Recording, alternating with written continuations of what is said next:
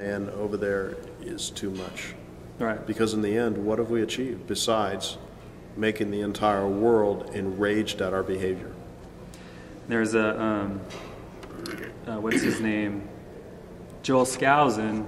He theorizes that there's I guess the powers that be, or whoever you want to call them, are trying to make us out to be a villain for whatever nefarious reasons. And they do that through pushing us into war after war after war, and convincing us that those wars are, I'm fighting for freedom over there. There's a lot of people who still believe that we're fighting for freedom. I can't buy into any conspiratorial viewpoints of an elite that manipulates and prods the population into doing those kind of things.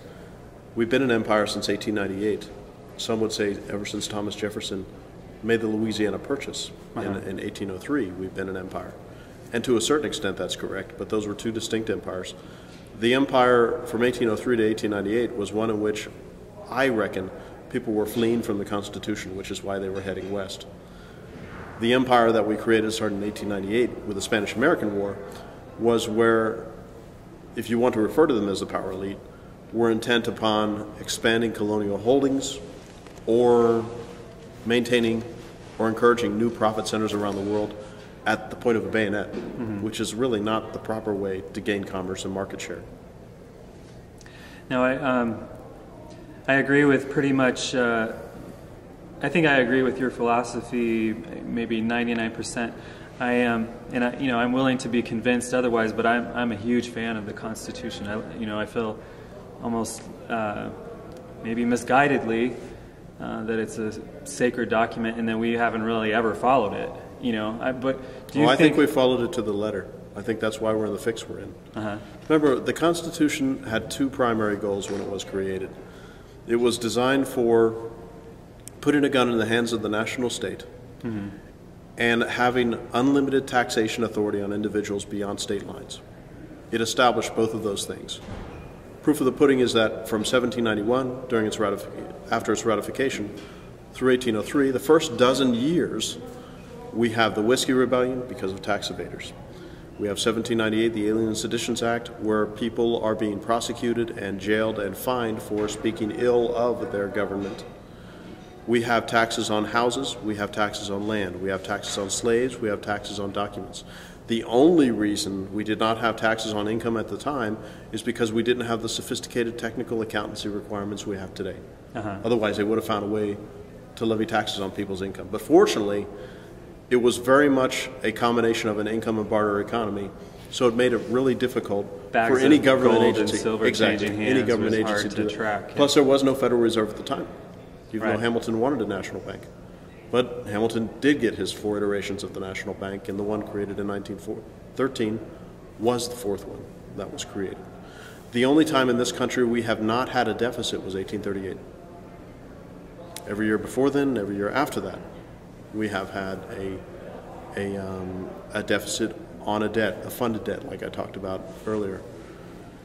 The idolatry of the Constitution is probably in American history, is probably one of the keenest and most able generational propaganda efforts that has ever been launched in human history in the Western world.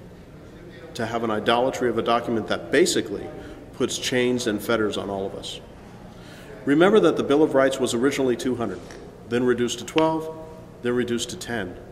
The anti-federalists, the true heroes in my mind, not the bloody federalists, who were nothing but Hamiltonian toadies who were trying to create this centralized state in which all the states and provinces would simply become mere administrative subunits of the federal government.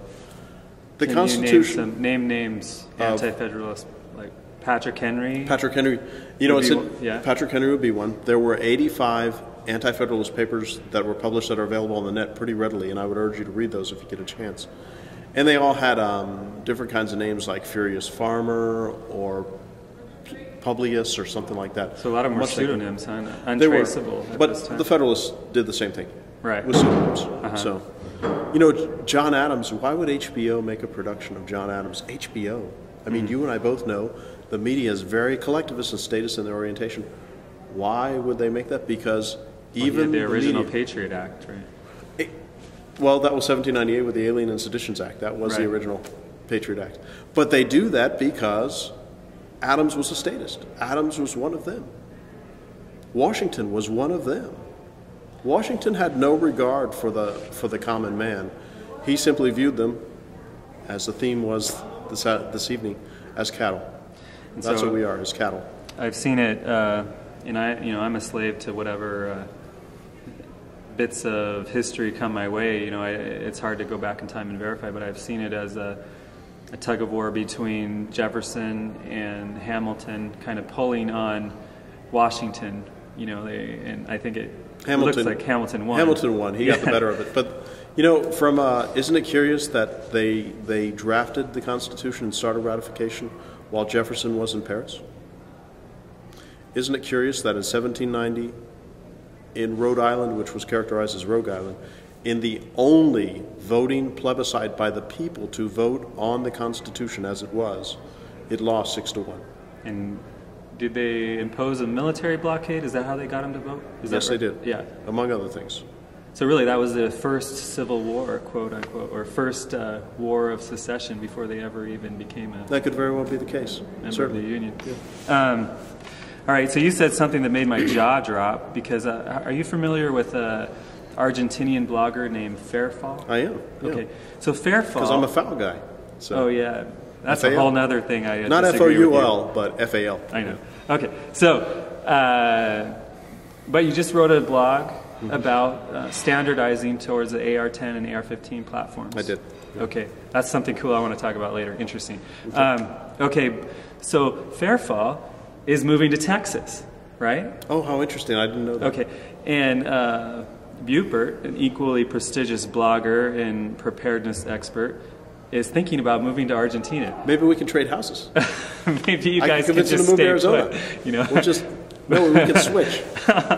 We can switch. Isn't it a gamble either way where you go? No, I think it's bad planning on his part. Well, Texas is so. I think, to me, I'm really leery of the border. Like I'm leery of where you live. I wouldn't want to. And I know that I'm leery of where I live too. I would rather be at least. Do you live here in Phoenix? In Mesa, yeah, East Mesa. Well, but you're in the kidnapping capital of the United States. Yeah, exactly. I'm not. Yet. I'm not. I think that border could shift a few hundred miles north really easily. I think it could, but I think the entire nation's going to dissolve in 10 years, so I think it's all a moot point. Okay. So, Argentina, tell me how it goes. What about the gun laws there? Are you worried about very strict gun laws? This is what I love about South America. Notice I'm not saying Central America. Yeah, Down there, they're very... In Central or South? I spent about 4 months in Bolivia, Peru, Ecuador. Okay. Yeah. Excellent. But from having been down there, that their corruption is very open. Right. You can pay for what you need. Yeah. If you need to. There's a price for everything down there. I love that kind of open corruption. If I have to live with a government, I want the corruption to be completely open so I can purchase goods and services much like a marketplace. What we do here in these United States is we have massive corruption, as evidenced by the Fed, as evidenced by the deficit, as evidenced by the debt, as evidenced by funded debt, Social Security, all of these non-funded future liabilities that are going to be a generational tsunami for us financially. All of these things, but every time you and I, whether we get go through the porno scanner at the airport or get a grope or anything like that, we're doing that for our safety. We're doing that for our children. They're groping our children for their safety. When children are in government schools, and it costs, let's say, $6,000 to $12,000 per capita to do so, well, that's not corruption. We're doing it just to give them a better education. Mm-hmm. You and I know that we can take that example and expand it over all government services. And the form of corruption we have in the United States is being taxed at 60% plus of our respective incomes that we have on a yearly basis. It's absurd. So at least down there, they would be much more open to negotiation for corruption than they are here. Is it Ernie Hancock? Mm-hmm. I know he's famous, but I'm not so good with names. So Ernie said something that now I'm losing my train of thought. I'm just going to skip over that idea. Okay, let's talk about something happy. As happy as you can be. Mm-hmm.